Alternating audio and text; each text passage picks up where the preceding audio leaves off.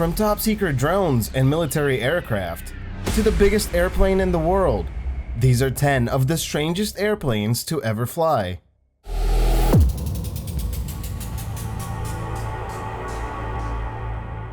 Number 10. The V-22 Osprey, Boeing Bell. The V-22 Osprey is one of the cooler military aircraft that is still in use today. Built in the 1980s, the Osprey became the pinnacle of vertical takeoff and landing and short takeoff and landing technology. The aircraft was commissioned by the United States Department of Defense in response to the failure of Operation Eagle Claw during the Iran hostage crisis. By 1981, the Joint-service VTOL experimental aircraft program was in full swing, and an unlikely partnership between Bell Helicopter and Boeing Helicopters was awarded with a development contract in 1983. Believe it or not, the V-22 had a very long developmental period compared to other military aircraft at the time. The United States Marine Corps started crew training for the aircraft in the year 2000, and by 2007, the V-22 replaced the role of the CH-46 Sea Knights helicopters. On the other hand, the US Air Force started using this tilt-rotor airplane in 2009, and the US Navy are expected to start using the V-22 for various duties beginning in 2021. Pretty damn crazy for a plane that was designed in the 1980s, isn't it? Just makes you wonder what has been in research and development for the past 40 years. Number 9. A300600ST Airbus. It feels like the A300600ST is a boring name for such an extraordinary plane, doesn't it? Let's call it by its nickname instead, the Super Transporter Beluga. Now that's way more fitting. The Beluga shares many design similarities, but it looks very different compared to the Airbus A300 which it was based upon. The wings, engines, landing gear, and the lower part of the plane look identical to those used on the conventional A300, but the upper part of the plane forms an enormous horseshoe-shaped structure. In 2014, Airbus announced that it was proceeding with the development of an even larger replacement based on an Airbus A330-200, 5 of which will start operating from 2019, replacing the last old Beluga in 2025. Number 8. XF-85 McDonnell Aircraft. When an aircraft's role designation is a parasite fighter, you know things are about to get wild. Let's introduce you to the XF-85 Goblin, the prototype fighter aircraft that was supposed to protect bombers like the B-17, B-24, and the B-29. How could such a tiny little fighter protect these big boys? Well, for one, it wouldn't have to fly unless it had to. That's right, the XF-85 would be hanging from them, or it would be stowed away inside, only to be used in case of an attack. The whole premise is a bit out there, but the US Air Force didn't have an answer for their problems at the time.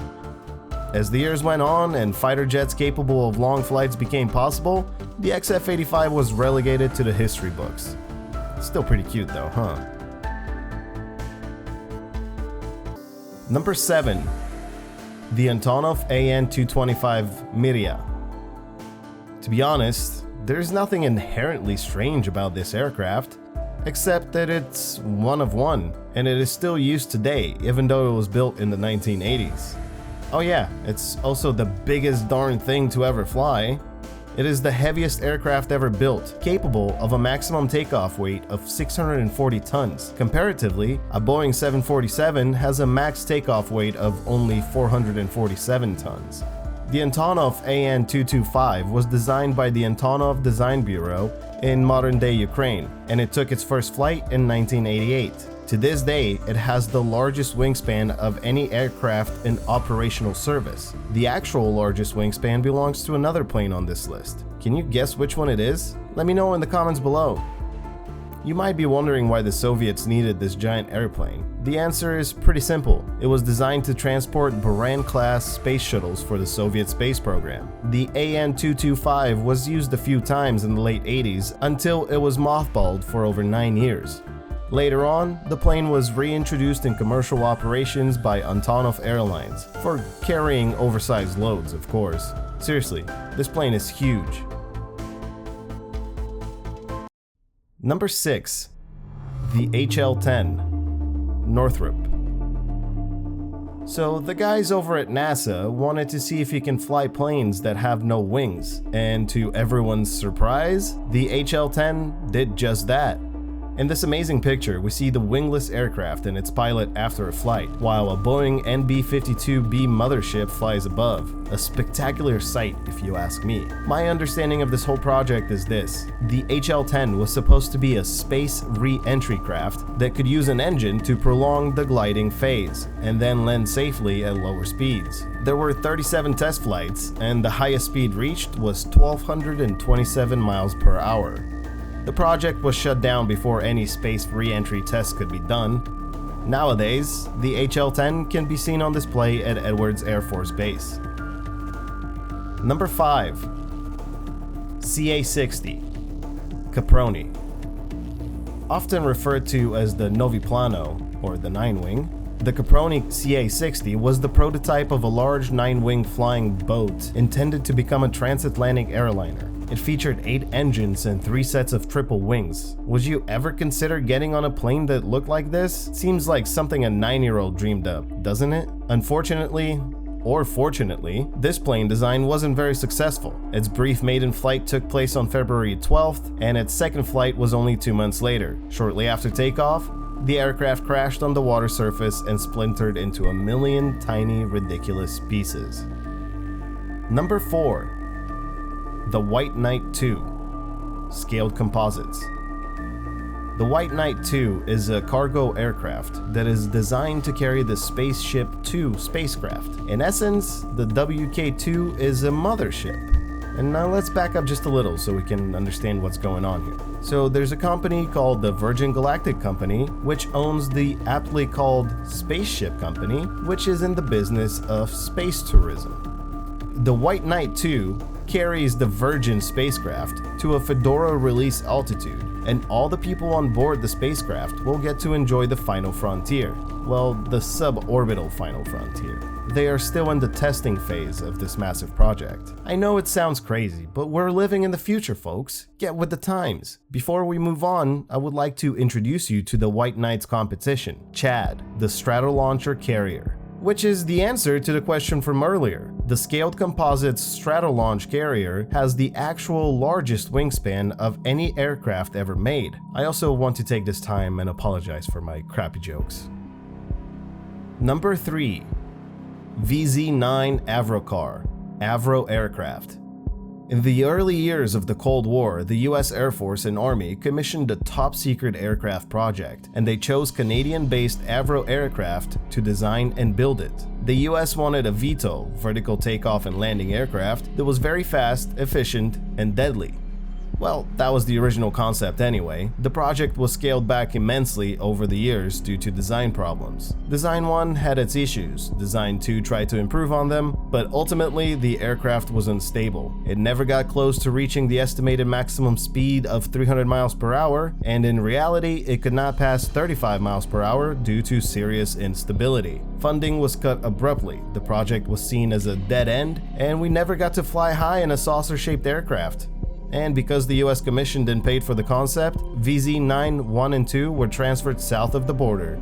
The first Avrocar collected dust for over 40 years in the basement of the National Air and Space Museum. It was eventually restored and put on display. Nowadays, you can find it in the Presidential Aircraft Gallery. The second design is currently under restoration at the US Army Transportation Museum in Virginia. If you want to learn more about this strange aircraft, make sure to check out this in-depth video I made on it. Number 2. The Lune-class Ekranoplan, USSR. The Lune-class Ekranoplan is a ground effect vehicle designed in 1975 and used by the Soviet and Russian navies from 1987 until sometime in the late 1990s. It flew using the lift generated by the ground effect of its large wings when within about 13 feet above the surface of the water. Although Ekranoplans look similar to regular aircraft and have related technical characteristics, Ekranoplans like the Loon are not aircraft, seaplanes, hovercraft, nor hydrofoils. They're in a special class of their own. But it still flies, so it counts. The MD-160 Loon class Ekranoplan is the only model of this class ever built. It was retired in the late 1990s and sat unused in a naval station in Kaspisk until 2020. In July 2020, it was decided that the Ekranoplan was to be moved to Derbent, Dagestan, where it would be put on display at the planned Patriot Park. While towing it to the destination, the aircraft got stuck in the sandy beach on the shore of the Caspian Sea. And this is how we got to this picture. I'm not gonna lie to you, I'd be pretty amazed if I saw this on the beach. Wouldn't you?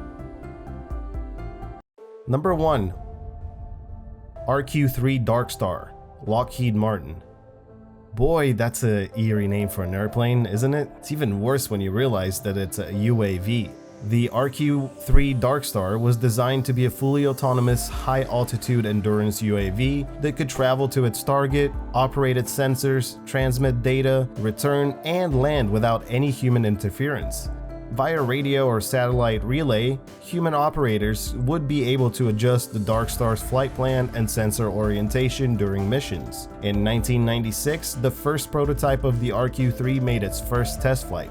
3 weeks later, during its second test flight, the UAV crashed shortly after takeoff. In 1998, a second version of the aircraft was rolled out and tested. This time, the UAV made it past its first 5 test flights. Alas, it wasn't meant to be. This time, it wasn't a crash that stopped it, but the US Department of Defense. They decided to cancel the program and cut their losses after determining the UAV was not aerodynamically stable and did not meet cost and performance objectives. So that's the story of the RQ3 Darkstar and how it ended up in the Museum of Flight in Seattle, Washington. Tell me, which one of these airplanes was your favorite? Have you ever seen any of them in real life? Let everyone know in the comments below. Check out the featured comment below, subscribe for more World on Earth, and I'll see you in the next video.